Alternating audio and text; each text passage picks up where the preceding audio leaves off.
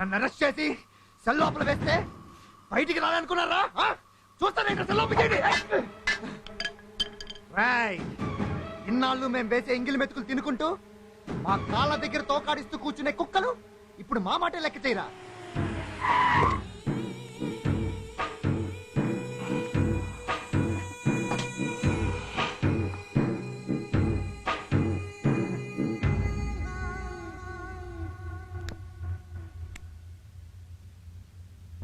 Inspector, నా ఇంటికొచ్చి నా కొడుకుని అరెస్ట్ చేసి లోపల వేయడానికి ఎంత ధైర్యం నీకు? నీ కొడుకును రేప్ చేసి చంపాడు కదా, అందుకో. రేప్ చేశాడా? దేన్ని? చంపేశాడా? ఎవరిని? సావిత్రిని, వెంకట్రామయ్య గారి మనవరాల్ని. అలా అని వాడు చెప్పాడా? చెప్పడమే కాదు, కంప్లైంట్ కూడా ఇచ్చారు.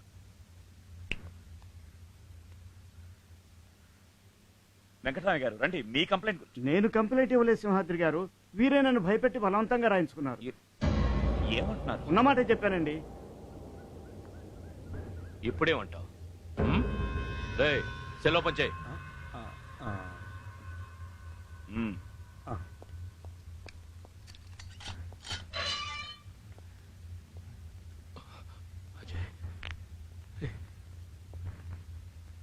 నా కొడుకుని అరెస్ట్ చేసినందుకు నిన్నేమైనా చెయ్యగలను, కానీ పోలీస్ డిపార్ట్మెంట్ మీద నాకున్న గౌరవంతో నిన్ను వదిలేస్తున్నాను.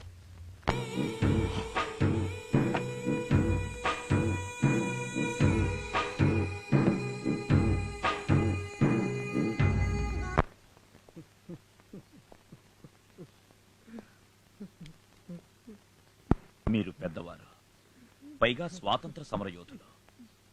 మీరే ఇలా చేస్తే నేను అలా చేసినందుకు మనసులో ఎంత కుమిలిపోతున్నానో మీకు తెలియదు బాబు. అలాంటి పరిస్థితి ఎవరికి రాకూడదు. ఏంటా పరిస్థితి? ఇచ్చిన కంప్లైంట్ వాపస్ తీసుకోకపోతే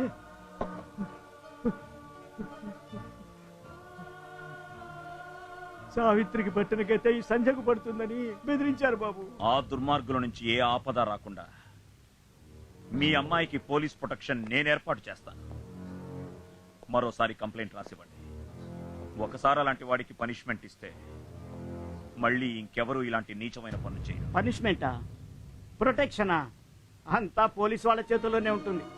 ప్రతిరోజు మీరు ప్రొటెక్షన్ ఇస్తారని గ్యారెంటీ ఏమిటి? ఒక రోజు, 2 రోజులు, లేదా ఒక వారం, ఒక నెల, అంతకంటే మీ వల్ల ఏమవుతుంది? పగబట్టిన వాడు కాటు వేసేంత వరకు నిద్రపోడు. సార్ ప్లీజ్, మీకు చేతులు ఎత్తి దండం పెడతాను, దయచేసి ఇక్కడి నుంచి వెళ్ళండి. వెళ్ళిపోండి, ఇక్కడి నుంచి వెళ్ళండి, వెళ్ళండి.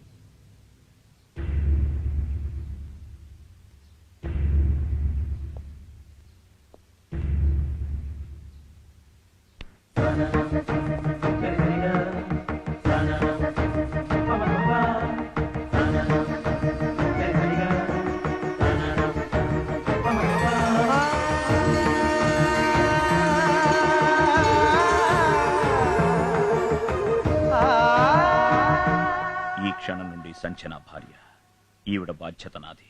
మీరు తొందరపడి నిర్ణయం తీసుకున్నారేమో, ఒకసారి ఆలోచించండి. ఆవేశంతో కాదు, ఆలోచించే నిర్ణయం తీసుకున్నాను. మీరు ఈ నిర్ణయం ఆలోచించి తీసుకున్నారు, ఆవేశంలో తీసుకున్నారో నేను అడగను. నాకు మా తాతయ్య ముఖ్యం, మీకేమో మీ డ్యూటీ ముఖ్యం. మా అక్కలాగా ఎంతో మంది ఆడవాళ్లు ప్రాణాలు పోగొట్టుకున్నారు. ఈ నిర్ణయం వల్ల నాకు మా ఊరికి మంచి జరుగుతుందంటే అది నా అదృష్టం.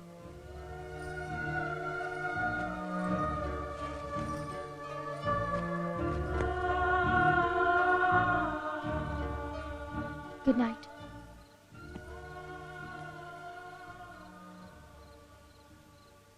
నీ మనసులో ఏముందో తెలుసుకోకుండా తొందరపడ్డాను, నన్ను క్షమించు. Good night.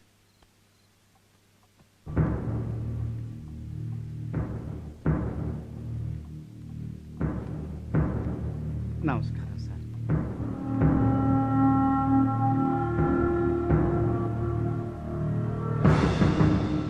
Defense lawyer, you can proceed your arguments. Thank you your honour.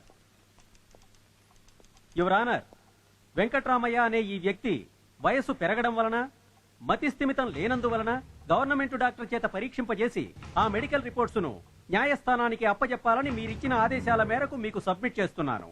ఈ రిపోర్ట్స్ ను పరిశీలించవలసిందిగా కోర్టు వారిని కోరుతున్నాను.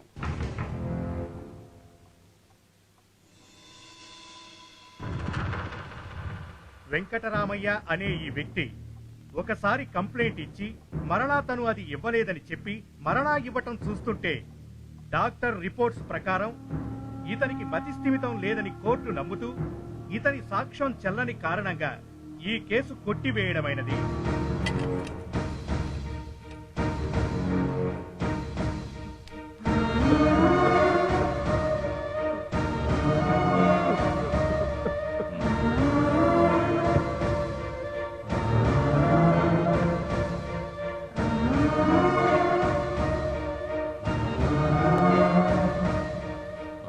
నాగరాజు, అజయ్ పదండి.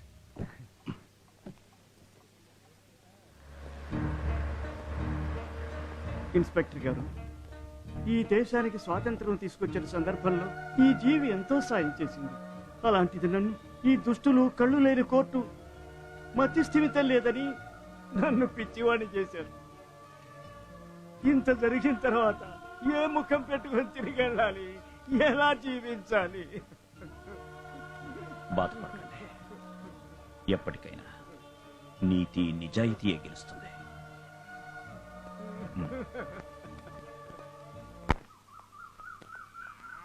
భరత్, భరత్.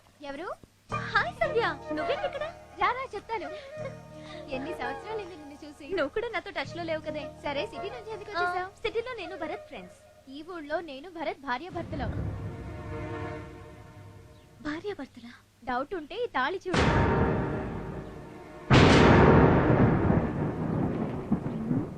ఏమిటే, పెళ్లికి పిలవలేదని కోపమా? పెళ్లి చేసుకోబోతానని నేను అస్సలు ఊహించలేదు. కొన్ని నిర్ణయాలు మనం తీసుకునే లోపు వాటంతట అవే జరిగిపోతాయి. ఆగవే, ఆయన ఫోన్ చేసి పిలుస్తాను.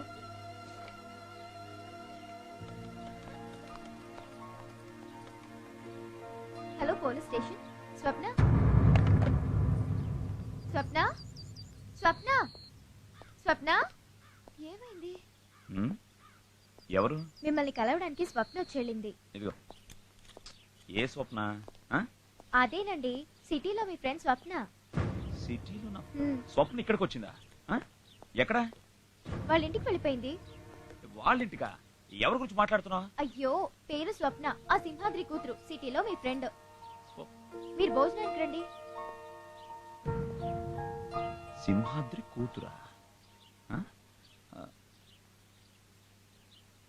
హలో,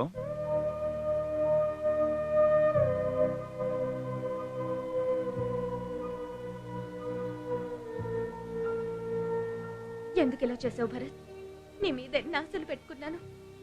నీ ప్రేమలో పూర్తిగా మునిగి ఎన్నో కలలు కన్నాను. నా కలలు కలలైపోవాల్సిందేనా?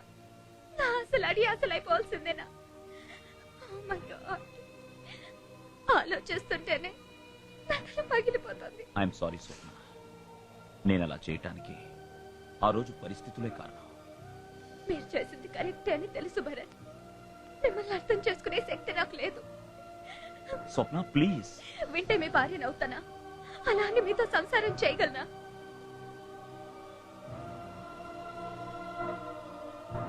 మీ మౌనం నా ప్రశ్నకు సమాధానం కాదని తెలుస్తోంది.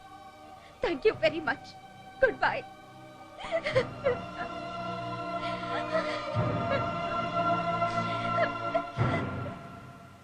ఏ అజయ్, నా కొడుకు భరత్ సంధ్య మెళ్ళలో తాళి కట్టి ఆ ముసలోడి చేత మళ్ళీ కంప్లైంట్ ఇప్పించి మనల్ని కోర్టుకి లాగి మన పరువు ప్రతిష్టల్ని రోడ్డు పాలు చేశాడు.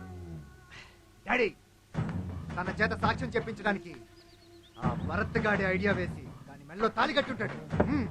రేయ్, దానికి తాళి కట్టాడని అలాగే వదిలేస్తే వాడి దృష్టిలో, ఆ ముసలోడి దృష్టిలో మనం దద్దమలం అయిపోతాం. ముందు ముందు పరిస్థితులు ఎలాగైనా మారచ్చు. అందుకే అజయ్, నువ్వు దాన్ని రేప్ చేసి లేపేసి. అలాగే డాడీ.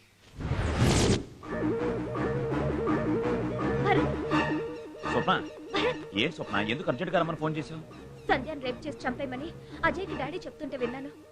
నువ్వు తన్ని కాపాడుకో. భరత్, నిన్ను తప్పుగా అర్థం చేసుకున్నాను. నన్ను క్షమించు. It's okay. సార్, ఏంటి? సార్, సంధ్యమని ఆ అజయ్ గారు జీప్ లో తీసుకెళ్లిపోయాడు సార్.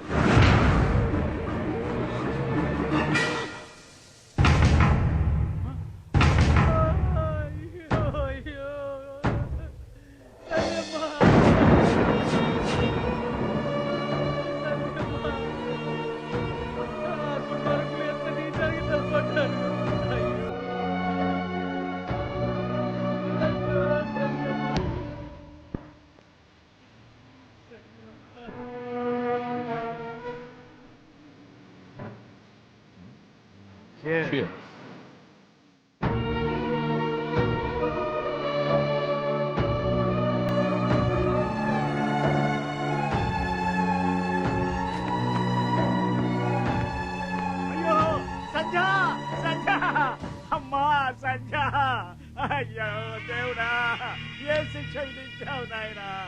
చూశారయ్యా ఈ దారుణాన్ని. నేను అనుకున్నట్టుగానే మరో ఘోరం జరిగిపోయింది దేవుడా. దేవుడా ఏంటి బాబు ఇదంతా.